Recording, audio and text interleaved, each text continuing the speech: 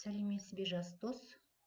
Бүгін біз менің туған өлкем бөлімі бойынша туған өлке табиғаты тақырыбында сабақ өтеміз. Сабақтың оқу мақсаты әңгіме хикаялардың және шағын поэзиялық шығармалардың мазмұнын талдай отырып, кейіпкерлерге сипаттама жасау. Оқу мақсатын тереңірек түсіну үшін теориялық біліммен танысайық.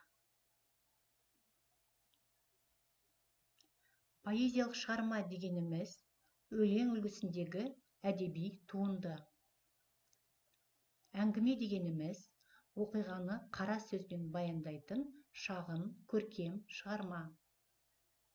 Ал енді кейіпкер дегеніміз көркем шығармада суреттелетін оқиғаға қатысушы адам, яғни әдеби образ. Ал енді осы оқу мақсатына жету үшін біз не істеу керекпіз?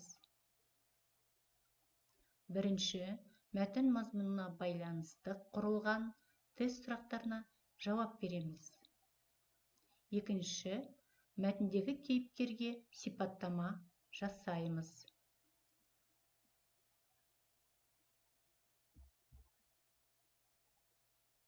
Қазір біз үлгі мәтін бойынша тапсырмалар орындаймыз. Алғашқы кезең оқылым алды тапсырмалары. Бірінші тапсырмада туған өлке тақырыбына қатысты ассоциация құрыңыз.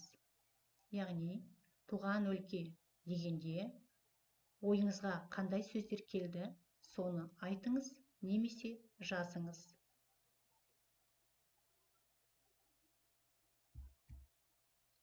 Екінші тапсырмада берілген сөздердің синонимін сәйкестендіру арқылы табыңыз. Ол сөздер: дүние қоңыз, шұрайлы, құрғақшылық, амалсыз, амалы жоқ, зауал келеді.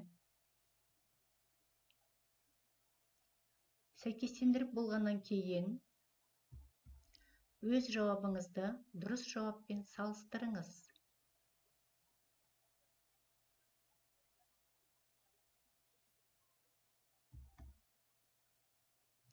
Келесі кезең оқылым кезеңі.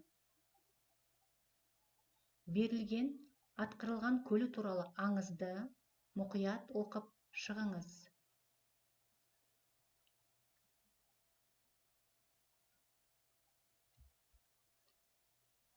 Және осы оқылым мәтіні бойынша құрылған тест сұрақтарына жауап беріңіз.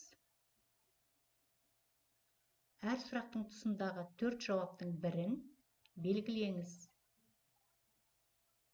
Тест сұрақтары мынадай: мәтіндегі басты кейіпкер кім екенін анықтау, көп нүктенің орнына тиісті сөзді қою, аңыз бойынша байдың кедейге айналу себебін анықтау, мәтіннің идеясын табу, мәтінде сәйкес емес ақпаратты белгілеу, кіріспе бөлім не туралы екенін анықтау, мәтіндегі оқиғалар тізбегін ретімен қою, берілген сөз тіркестері қандай ұғым беріп тұр, анықтау, мәтін мазмұны бойынша дұрыс сөйлемді табу. Барлығы 9 сұрақ. Келесі екінші тапсырмада мәтіндегі басты кейіпкерді 5-6 сөйлеммен сипаттаңыз және берілген тірек сөздерді пайдаланыңыз.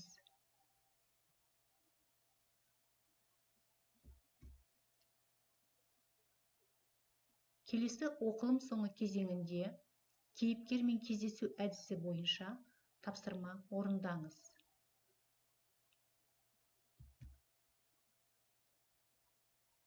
Сізге мәтін кейіпкермен кездесу мүмкіндігі туған кезде сіз кейіпкерге қандай сұрақ қояр едіңіз? Сіздің ойыңызша кейіпкер ол сұрақтарға қандай жауап беруі мүмкін? Осы туралы ойланып, жауабыңызды беріңіз.